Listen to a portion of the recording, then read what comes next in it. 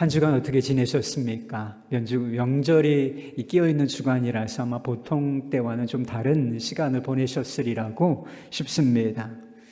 이 명절 한 주간 보내셨을 텐데 어떻게 기쁨과 평화 속에서 보내셨습니까? 아니면 좀 마음이 불편하고 염려, 혹시 짜증 가운데 보내시지는 않으셨습니까? 오스왈드 챔버스 목사님이 주님은 나의 최고봉이라고 하는 책을 그분의 설교를 사실 이렇게 편집한 것인데 그 책에 보면 염려와 짜증에 관한 이야기가 나옵니다. 일부분을 제가 읽어드려 보도록 하겠습니다. 짜증, 신경질, 분노, 불평을 포함하여 이것은 정신적인 또는 영적으로 정상에서 벗어나 있다는 의미입니다. 짜증을 내며 신경질을 내는 것은 언제나 죄와 연결됩니다. 짜증은 바로 자기 마음대로 하겠다는 의지에서 오는 것이기 때문입니다. 주님은 한 번도 걱정하거나 근심한 적이 없으셨습니다. 그 이유는 그분이 이 땅에 자신의 뜻이나 포부를 구현하러 오신 것이 아니기 때문입니다. 그분은 하나님의 뜻을 실현하기 위해 오셨습니다. 그러므로 우리가 하나님의 자녀라고 하면서 짜증, 걱정, 신경질, 염려 등을 낸다면 이는 악한 것입니다. 지금 나의 상황은 하나님께서 해결하기에도 벅찰 것이라는 아주 어리석은 생각을 한 적은 없습니까? 모든 어리석은 생각은 다 접고 전능자의 그늘에 머무십시오. 그리고 의도적으로 하나님께 말씀하십시오. 그 어떤 것에 대해서도 염려하지 않으며 짜증내지 않겠습니다. 우리의 모든 염려와 신경질은 하나님을 고려하지 않기 때문에 발생되는 문제들입니다. 염려와 짜증이라고 하는 것이 사소한 문제들처럼 느껴지지만 우리의 삶을 망치는 주범이라는 사실을 아셔야 돼요. 염려와 짜증 속에서 살면서 제대로 사는 사람, 특별히 그리스도인의 삶을 사는 사람은 없다고 보셔도 무방합니다. 염려와 짜증은 결코 자연스러운 것이 아닌 것입니다. 그 밑바닥에는 한 가지 중대한 욕망이 자리 잡고 있다고 이야기하는 거예요. 누가? 이 오스왈드 챔버스 목사님이. 성경이 이야기하는 것이지요. 바로 하나님을 고려하지 않고 그분의 뜻과 의지를 고려하지 않고 내 뜻대로 행하려고 하는 의지, 이 부정적인 욕망이 염려와 짜증이라고 하는 그 밑바닥에 존재한다는 것입니다. 다르게 표현하면 내가 왕이 되고자 하는 이 욕망이 우리를 짜증과 염려로 몰아넣는다라고 하는 것입니다. 성경 읽기를 도와주는 성경 통독 교재를 제가 잠시 살펴본 적이 있는데 그 교재에서 성경을 바라보는 중요한 관점, 핵심 포인트 한 가지가 있다고 이야기했습니다. 성경을 이 관점으로 보아야 이해를 잘 할 수 있다는 것입니다. 성경에는 다양한 이야기가 나오지만, 그죠? 성경 66권, 대단히 방대한 분량의 아주 많은 이야기들이 나오는데 결국은 어떤 이야기냐, 누가 왕이냐, 이 싸움에 관한 이야기라는 거예요. 아담이 왜 타락했는가? 아담이 왜 타락했죠? 하와가 왜 선악을 알게 하는 나무의 열매를 먹었습니까? 맛있어 보였기 때문에? 그렇지 않아요. 그 동기가 중요한데 그 동기는 하나님의 통치를 거부하고 왕되심을 거부하고 내 마음대로 살고 싶었기 때문에 그랬던 것입니다. 성경의 제일 마지막 장, 마지막 성경이 요한계시록 아니겠습니까? 요한계시록이 무엇을 말씀하고자 하는 것인가? 하나님의 왕권이 완전히 회복되는 이야기라는 거예요. 새 하늘과 새 땅, 하나님의 나라가 완전히 이 땅 가운데 임함으로 말미암아 하나님의 왕되심이 완전하게 선포되고 실현되는 나라, 그 나라가 임할 것이다 라고 하는 이야기라는 것입니다. 오늘 본문 말씀은 누가 왕이냐 하고 하는 이 문제의 판도가 달라지는, 확 뒤집어지는, 판도가 달라지는 그 중간 지점의 이야기입니다. 정확하게 이야기하면 그 입구에 해당하는 말씀입니다. 예수님께서 유월절을 앞두시고 제자들과 그리고 다른 무리들과 함께 예루살렘으로 올라가고 계셨습니다. 벳바게, 베다니라고 하는 마을이 있었는데 아마 붙어 있었던 모양이죠. 이 마을에 이르렀을 때에 예수님께서 제자들에게 나귀를 준비시키실 것에 대해서 말씀하셨습니다. 가까운 마을에 가면 나귀가 메어 있을 것인데 그것을 풀어 끌고 오라라고 말씀하신 것이었습니다.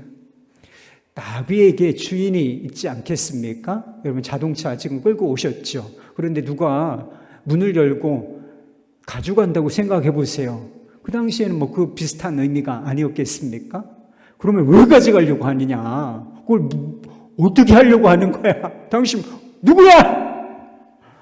이런 반응이 있지 않겠어요. 그러면 주가 쓰시겠다 하라. 그러면 허락할 것이다. 이렇게 그 주인의 사람들의 반응까지 얘기해 주신 것을 보게 됩니다.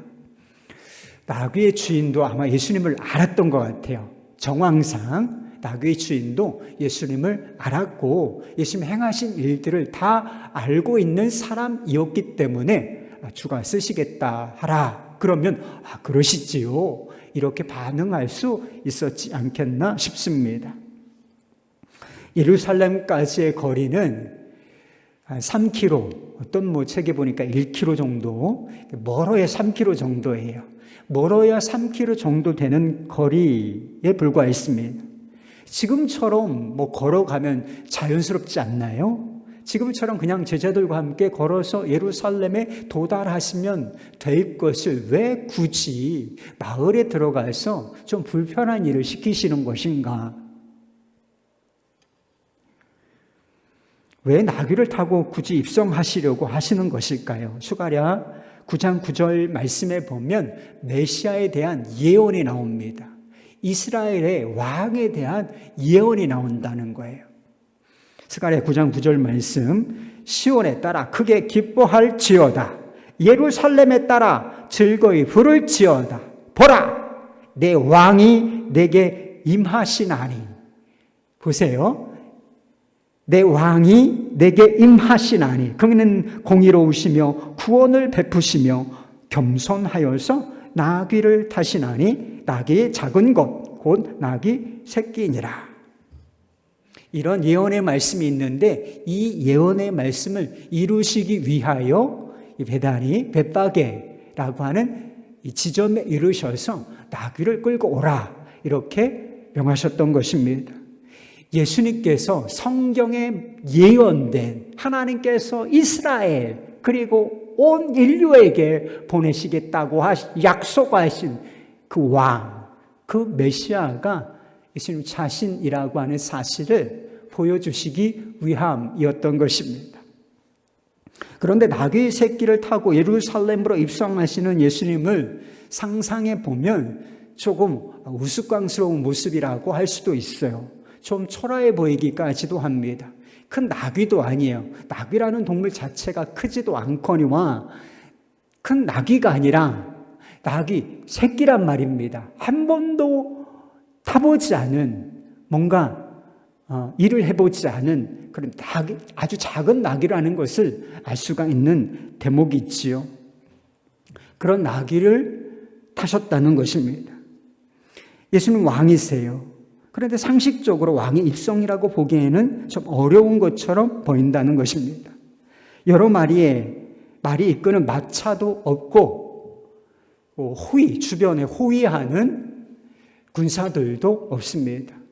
왕이 행차를 할 때 대부분의 나라에서는 나팔을 분다든지 왕이 나가신다, 왕의 행차다, 물러거라 이러면서 우리나라도 그렇게 앞에서 소리를 쳤단 말이에요. 왕이 나가신다 라고 하는 뭔가 표시를 냈단 말입니다. 그런데 그런 게 다 없어요. 예수님은 낙이 새끼를 타셨고 그 뒤에는 좀 시골 사람들이에요. 예루살렘 이 수도에 사는 사람들 입장에서 보기에는 좀 촌사람들, 행색이 초라한 사람들이라고 할 수 있는 것이죠. 이런 12명의 제자들이 예수님을 따를 뿐이었습니다. 누가 봐도 왕의 행차라고 생각하기는 어렵지 않습니까? 예수님은 분명히 왕이셨어요. 유대인의 왕이셨고 그리고 온 인류의 그리고 모든 피조물들의 왕이셨습니다. 그런데 왜 예수님께서 그렇게 초라한 모습으로 예루살렘에 들어가신 것이겠습니까?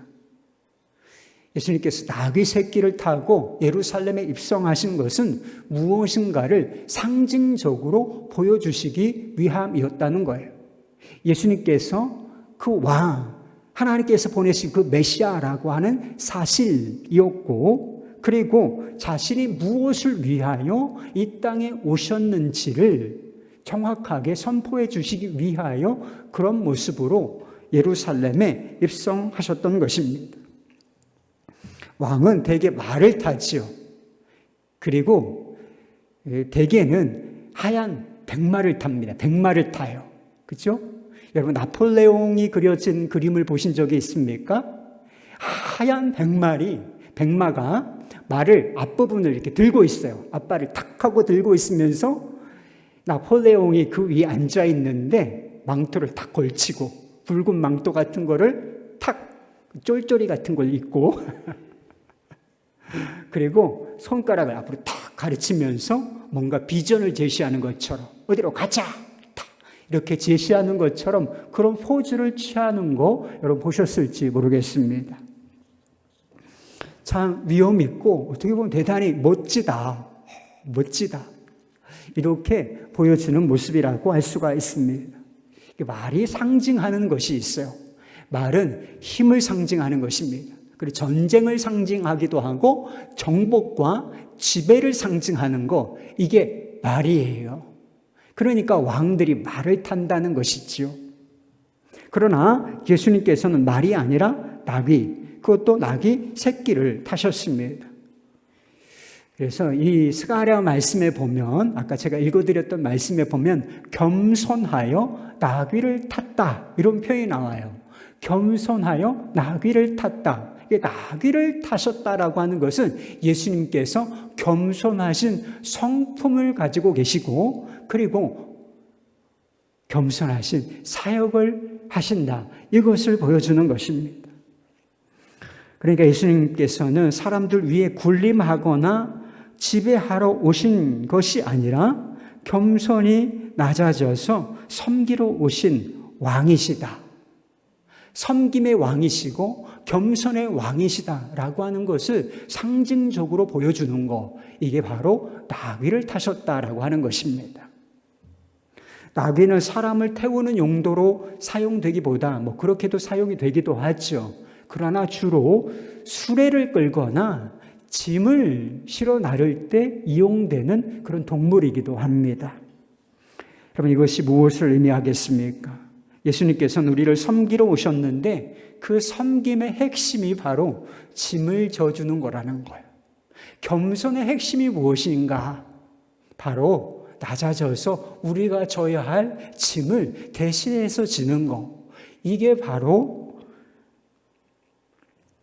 나귀를 타신 것의 의미인 것입니다. 이사야 53장에 보면 메시아에 관한 예언인데 메시아가 어떤 일을 행할 것인지 이런 대목이 있습니다. 우리가 다 잘 아는 말씀입니다. 그는 실로 우리의 질고를 지고 졌다는 표현이 나오죠. 우리의 슬픔을 당하였거늘 우리는 생각하기를 그는 징벌을 받아 하나님께 맞으며 고난을 당한다 하였노라. 그가 찔림은 우리의 허물 때문이요 그가 상함은 우리의 죄악 때문이라. 그가 징계를 받음으로 우리는 평화를 누리고 그가 채찍에 맞음으로 우리는 나음을 받았도다.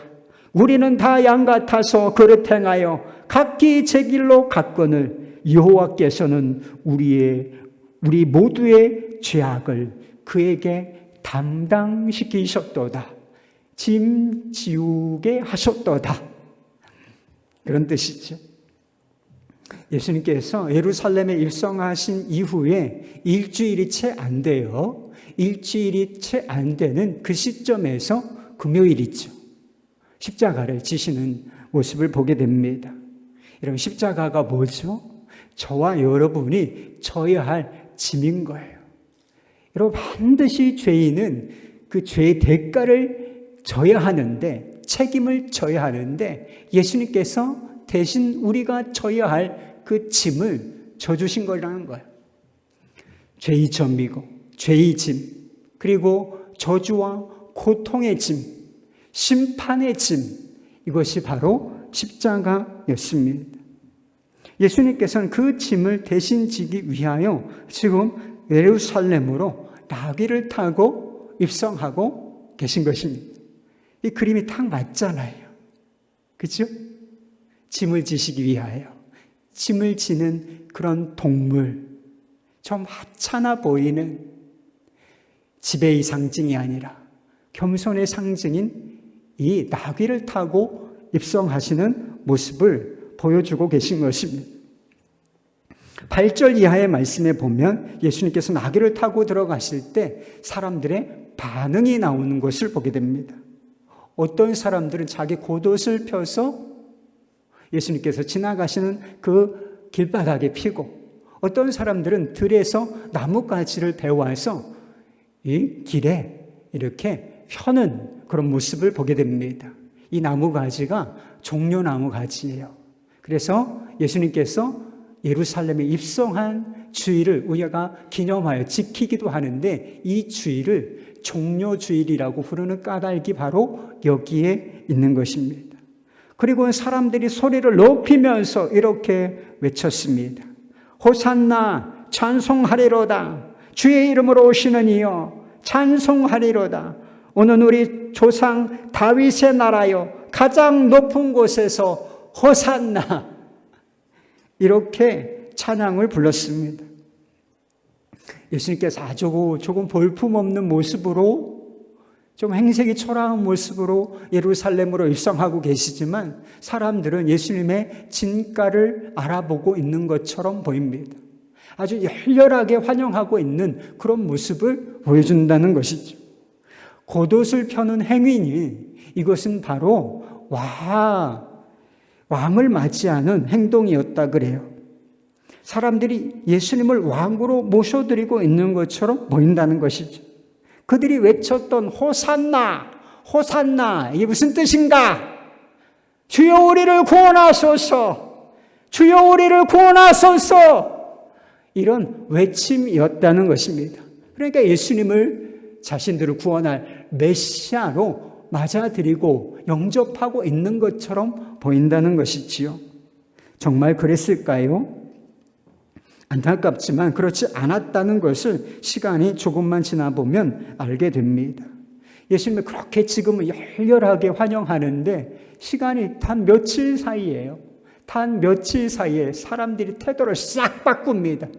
이렇게 웃고 있던 일들이 아주 이렇게 분노에 찬 얼굴들로 예수님을 바라보고, 그리고 호산나, 주의 이름으로 오시는 이여, 호산나, 이렇게 노래를 부르며 환영하고 찬양을 부르던 그들의 입술, 어떻게 외치는지 아세요? 저를 십자가에 못 박으소서, 저를 십자가에 못 박으소서, 이렇게 외친다라고 하는 것이지요. 사람들이 왜 이렇게 돌변한 것이었겠습니까? 그들이 기대하던 메시아의 모습과 예수님이 지금 당하고 있는 모습이 너무나 차이가 있었기 때문인 것입니다.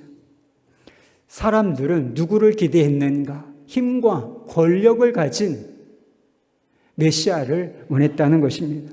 지금 로마로부터 지배를 당하고 압제를 당하고 있는데 이것으로부터 자신들을 해방시켜 줄 정치적인 메시아를 갈망하고 있었다는 것입니다. 지금도 경제적인 불균형, 사회적인 불평등이 얼마나 심합니까? 그런데 이런 불균형과 그리고 불평등, 이런 것들을 제거하고 평등한 사회를 실현시킬 그런 사회적인 메시아를 원하고 있었다는 것입니다. 먹고 사는 문제 쉬운 일 아니죠. 우리가 세상에 나가서 영리활동을 해야 되지 않습니까? 일을 해야 그 수입을 가지고 우리가 살 수 있는, 대부분은 그런 상황에 놓여 있는데 먹고 사는 거, 인간답게 사는 거 쉬운 일이 아니지 않습니까? 그런데 이렇게 옛날엔 더 얼마나 어려웠겠어요. 이런 먹고 사는 문제를 완전히 해결해 줄 경제적인 메시아를 그들이 원하고 있었다는 것입니다. 그런데 예수님의 모습을 보니까, 되어져가는 일을 보니까 자신들이 기대하던 이 메시아의 모습과는 딴판인 거예요. 사람들은 지배자의 모습을 기대했지만 예수님은 빌라도 앞에서 어떻게 서셨나? 죄수의 신분으로 서셨다는 거예요. 지금 재판을 받고 있다니까. 사람들은 승리자의 모습을 기대했지만 예수님께서는 십자가를 진 모습, 저주받은 모습이에요. 나무에 달린 자, 저주를 받은 것이다. 이런 관념이 있었거든요. 철저한 실패자다라고 그들이 볼만한 상황 가운데 놓여 있었다는 것이죠. 여러분, 기대가 크면 실망도 큰 법이 아니겠습니까? 예수님을 열렬하게 환영하는 것처럼 보이던 이 사람들, 드디어 왕이 오셨구나! 드디어 우리를 구원할 메시아가 왔어! 이렇게 생각하던 사람들이 완전히 실망하게 된 것이죠. 기대가 실망이 되고 실망이 분노가 되었던 것입니다. 예수님께서 나귀를 타시고 입성하시면서 자신이 무엇 때문에, 그리고 자신이 무엇을 사람들에게 주시려고 오셨는지를 분명히 보여주셨습니다. 성경에 다 나와 있는 예언을 그대로 성취하고 계셨던 것이지요. 그런데 사람들은 그것을 보고도 성경을 아는 사람이라고 하면서도 그것을 깨닫지 못했다는 것입니다. 왜냐하면 자신들이 열망하고 바라고 기대하는 그 메시아가 아니었기 때문인 것이죠. 자신들이 원하는 메시아 상을 만들어 놨어요. 견고한, 우리의 왕은 이런 존재여야 한다. 우리의 메시아는 이런 분이야. 이렇게 딱 하고 선명하게 그려놓았는데 그 틀을 예수님께 딱 대보니까 전혀 맞지를 않는 거예요. 재판을 받고 계신 예수, 십자가를 지신 예수 앞에 대놓고 보니까 이게 전혀 맞지를 않는 거라는 것이죠. 그래서 실망한 나머지 예수님을 버리기로 결정했을 뿐만 아니라 예수님을 십자가에 못 박으라고 외치고 있었던 것입니다. 여러분, 우리도 그렇지 않습니까? 예수님을 왜 믿으십니까, 여러분은? 우리도 예수님께 대해서 다양한 기대를 가질 수 있습니다. 건강에 대한 기대를 가질 수 있고, 먹고 사는 문제, 주님의 은혜로 이것도 좀 해결되면 좋겠다. 이런 기대를 가질 수 있을까? 가질 수 있습니다. 그런 기대를 갖는다는 것 자체가 나쁜 것 절대로 아닙니다. 지난주에 살펴본 것처럼 본문 말씀 앞에 무슨 이야기가 나오나? 소경 바디메오의 이야기가 나온다는 것이죠. 그는 예수님이 지나가신다는 소식을 듣고 큰 소리로 다윗의 자손 예수여, 나를 불쌍히 여기소서라고 외쳤던 사람입니다. 그가 무엇을 원했겠어요? 내가 너에게 무엇을 하여 주기를 원하느냐 물으셨을 때 제가 보기를 원합니다. 이렇게 빛을 구하는 모습을 보이죠. 예수님께서는 그의 소원을 이루어 주셨다는 것입니다. 우리도 바디메오와 같은 기대를 가질 수 있는 것입니다. 우리 인생에 여러 가지 문제가 있을 때 그것을 주님 앞에 가지고 나아가서 주님께서 해결해 주시기를 구할 수 있다는 것이지요. 문제는 그런 기대가 충족되지 않았을 때 그럼에도 불구하고 주님을 신뢰할 수 있느냐, 이 문제가 중요한 것입니다. 예수님께서 내가 원하는 것을 혹 선물로 주시지 않는다고 했을 때도 우리는 여전히 그분을 우리의 왕으로 인정하며 그분께 찬송과 감사를 올려드릴 수 있느냐, 이 문제가 중대한 문제라는 것입니다. 그렇게까지 나아가야 예수님을 진정한 왕으로 모셔드린 것이라고 할 수 있는 것입니다. 유대인들은 메시아에 대한 기대를 가지고 있었지만 그것은 빗나간 기대였습니다. 자신들이 원하고 바라고 구하는 것 있었지만 사실은 자신들에게 정말 무엇이 필요한지 정확하게 알지 못했다는 것이지요. 여러분, 무엇이 필요하십니까? 이 문제만 해결되면 좋겠다, 이렇게 생각하시는 것이 있습니까? 그러나 그것 이상의 문제가 있다는 사실을 알아야 하는 것입니다. 예수님께서 정말 무엇을 주시려 오셨는가? 유대인들은 정치적인 해방을 원했지만 그들에게 정말 필요했던 것은 정치적인 해방 이상이었습니다. 그것은 그들을 불행과 저주로 몰아넣는 죄로부터의 해방, 이것이 필요했다는 것입니다. 그들은 이스라엘, 유대인의 나라가 회복되기를 갈망하고 있었지만 그들에게 필요했던 것은 하나님 나라라고 하는 것의 회복에 있었습니다. 그들은 경제적인 부요함을 기대했지만 예수님께서 주시고자 하는 것, 그들에게 정말 필요했던 것은 영적인 부요함이었던 것입니다. 예수님께서는 그들이 구하는 것보다 더 좋은 것을 주시기 위하여 다 준비해 놓으셨어요. 그리고 이 나귀 새끼를 타고 예루살렘으로 올라가고 계셨던 것입니다. 사실 예수님께서는 그 무엇을 주시기보다 자신을 주시기를 원하셨다는 것입니다. 자신의 생명과 자신의 전부를 우리에게 다 쏟아 부어주시기를 원하셨다라고 하는 것입니다. 여러분, 뭐가 필요합니까? 뭐가 있으면 만족하겠어요? 예수님께서는 그 무엇이 아니라 선물도 주실 수 있지만 예수님께서 주시고자 하시는 것은 바로 자신, 예수님 그분이셨던 것입니다. 우리에게 정말 절실하게 필요한 게 뭐예요? 돈도 필요해요. 경제적인 어떤 여유도 필요하지. 건강도 필요하지. 그러나 그 모든 것 있다 할지라도 예수님 없으면 아무것도 아닌 것입니다. 예수님 자신을 선물로 주시기 위하여 이 땅에 오셨고 예수님은 그렇게 예루살렘으로 입성하고 계셨던 것입니다.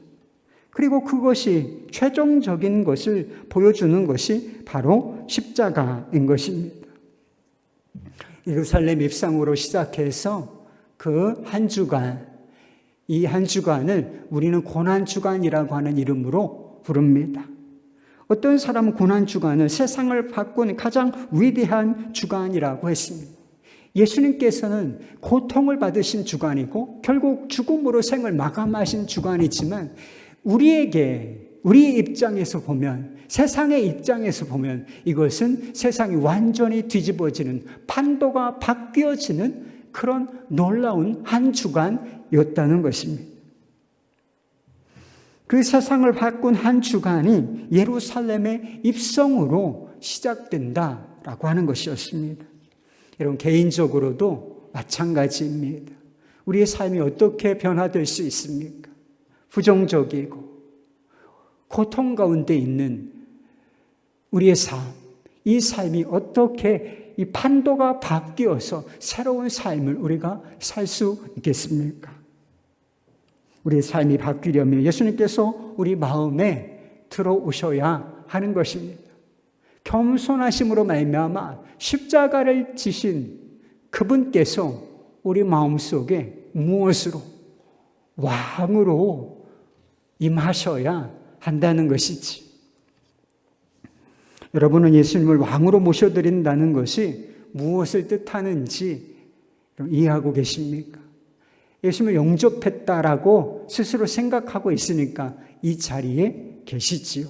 근데 예수님을 영접했다, 주님으로 또 왕으로 영접했다라고 하는 것이 무엇을 의미하는지 여러분은 아시고 이 자리에 계신 것입니까?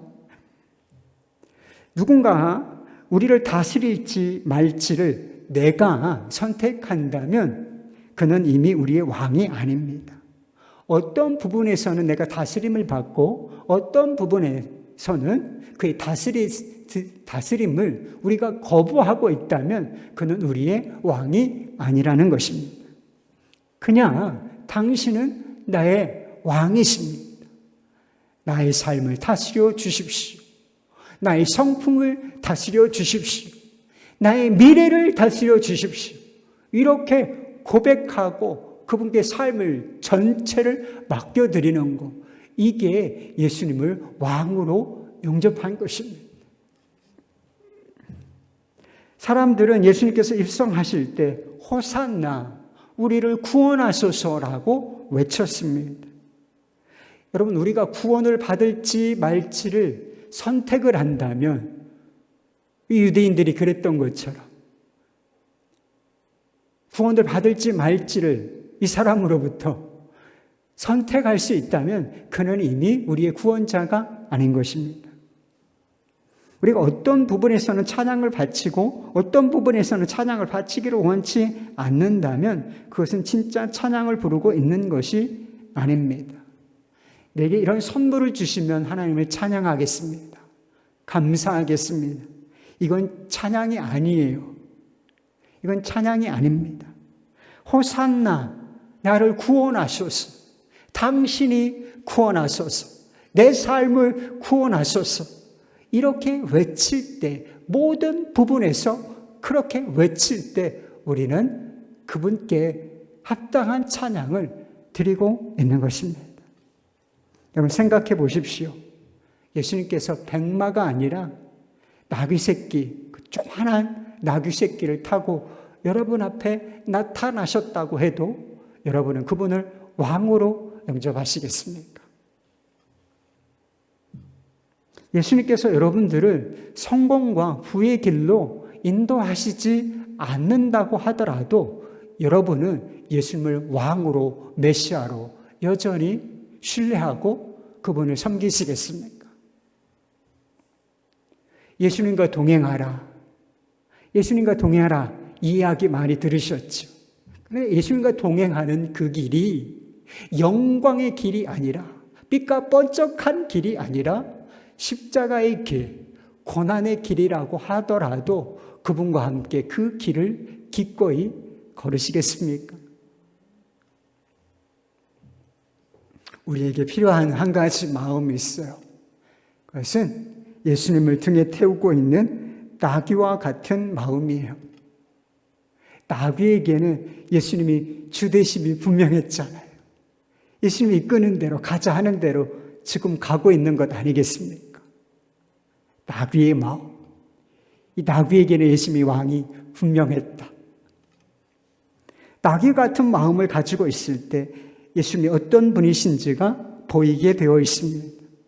나귀 같은 마음을 가지고 있을 때 예수님께서는 우리의 삶을 예수님 자신이 원하시는 대로 이끌어 가실 수가 있다는 것이지요.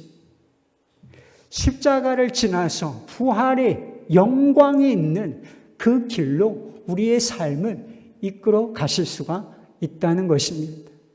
내일 일도 알지 못하는 우리 자신이 필요하고 또 좋게 여기는 무엇이 아니라 우리가 받아 누려야 할, 우리에게 반드시 필요한 그것을, 더 좋은 것을 예수는 우리에게 선물로 주신다라고 하는 것입니다. 저희 교회 배재철 교수님 오신 적이 있습니다. 영국의 더 타임스가 이 교수님을 어떻게 평가했느냐 하면 100년에 한 번 나올까 말까 한 성악가다, 이렇게 극찬을 했던 분이십니다. 그런데 뜻하지 않은 절망, 고난이 찾아와요. 2005년도에 갑상선 암이 발견이 되는데 수술을 했는데 목소리를 잃게 됩니다. 성악가로서 목소리가 생명이잖아요. 목소리를 잃게 되었으니까 사형 선고를 받은 것이나 마찬가지였습니다. 얼마나 절망스러웠겠습니까? 그러나 그는 절망적인 상황 가운데서 다시 일어서요. 성대 재건 수술을 받고 진짜 하나님을 찬양하는 사람이 됩니다. 그는 한 인터뷰에서 이렇게 말했습니다. 가장 힘들 때 하나님께서 제 마음에 와주셔서 소망을 품을 수 있었고 포기하지 않을 수 있었습니다. 수술대 위에 누워 있으면서 하나님이 저에게 정말 원하셨던 것이 무엇일까 생각할 때 내가 너와 정말 가깝게 있기를 원한다는 하나님의 마음을 느낄 수 있었습니다. 비록 전성기에 50-60% 정도의 목소리밖에 나오지 못하지만 다시 노래를 할 수 있는 것만으로도 가슴이 설렙니다. 처음 목소리가 세상을 향해 사용했던 목소리라면 하나님께서 다시 주신 두 번째 목소리는 세상을 위한 것이 아니라 하나님을 찬양하기 위해 사용되어지는 목소리입니다. 제가 늘 고백하는 것이 그것입니다. 하나님, 예전의 모습은 제가 늘 주인이었어요. 그러나 이제 제가 주인됨을 내려놓고 주님의 종으로 살겠습니다. 그가 어느 정도 노래를 하게 되었을 때 일본인들을 대상으로 하는 전도 집회가 있습니다. 러브 소나타라고 하는 집회에 찬양을 불러다는 초대를 받게 돼요. 망설임 끝에 승낙을 하고 3개월간을 연습을 하게 되었습니다. 드디어 무대에 서는 순간이 왔어요. 그런데 마음이 떨리고 자신감이 사라지는 그런 느낌을 받았습니다. 주님께 그런 순간에 주님께 이런 기도를 드렸다고 해요. 하나님만 들으세요. 하나님만 들으시면 되겠습니다. 사람들은 소리를 듣고 소리에 감동하고 소리에 실망하기도 하지만 하나님께서는 자기 마음을 들으실 것이다 라고 하는 생각이 드는 순간 마음에 뭐가 임했는가? 평안이 임했다는 것입니다. 그래서 찬송을 불렀다는 거예요. 처음으로 성대 재건 수술을 하고 그 무대에서 처음으로 하나님만 들으십시오. 이 마음으로 찬양을 불렀는데 최고의 찬양이었다는 이야기가 있어요. 아마도 하나님께서는 이 교수님이 100%의 역량으로 부르는 찬양보다도 이 두 번째의 목소리로 불렀던 이 찬양, 예수님의 주 되심과 왕 되심을 인정하면서 불렀던 이 찬양을 더 기쁘게 받으셨을 것이라고 믿습니다. 우리 교회에 오셨을 때도 컨디션이 썩 좋지는 않으셨던 것 같아요. 그래서 조금 높은 부분에서 갈라지는 목소리가 나왔습니다. 그런데 우리 성도님들이 그 갈라지는 목소리 때문에 도리어 더 감동이 되었노라 이렇게 이야기하시는 것을 들었습니다. 여러분, 우리는 목소리만 갈라집니까? 성품과 삶에서도 다 갈라지는 소리가 나오는 사람들이죠. 그리고 흠결이 많은 소리가, 잡소리들이 너무나 많이 나오는 사람들이지. 그러나 이 흠결 많은 인생 한복판에 예수님께서 왕으로 임재하시면 어떤 일이 벌어지는가? 놀라운 일이 일어난다는 것입니다. 주님께서 이 흠결 많은 삶을 받으시고 통치하심으로 말미암아 이 흠결 많은 인생도, 갈라지는 목소리와 같은 이 인생도 아름다운 찬양이 되게 하실 거라고 하는 사실인 것입니다. 예수님을 왕으로 모시고 모든 순간에 유리하거나 불리하거나 내가 원하거나 원하지 않는 대로 되거나 모든 순간 하나님을 찬양하실 수 있기를 바랍니다. 한 주간 과제를 하나 드려봤으면 좋겠습니다. 우리 마음속에 내 의지대로 하고 싶은 마음이 있다 그랬죠. 거기서부터 짜증과 염려가 생산된다고 말씀드렸습니다. 한 주간 예수님의 주 되심, 왕 되심을 선포하고 그 어떤 순간에도 염려하지 않으리, 짜증내지 않으리, 분노하지 않으리. 이렇게 결단하시고 한 주를 한번 살아보실 수 있기를 바랍니다. 주님, 짜증날 만한 순간에 주님은 나의 왕이십니다. 주여 다스리소서. 호산나. 주여 나를 구원하소서. 주여 찬송합니다. 이렇게 마음을 바꾸어서 한번 살아내 보시기를 바랍니다. 주님의 주되심이 어떠한 것인지를 여러분 경험하시게 될 줄로 믿습니다. 함께 기도하십시오.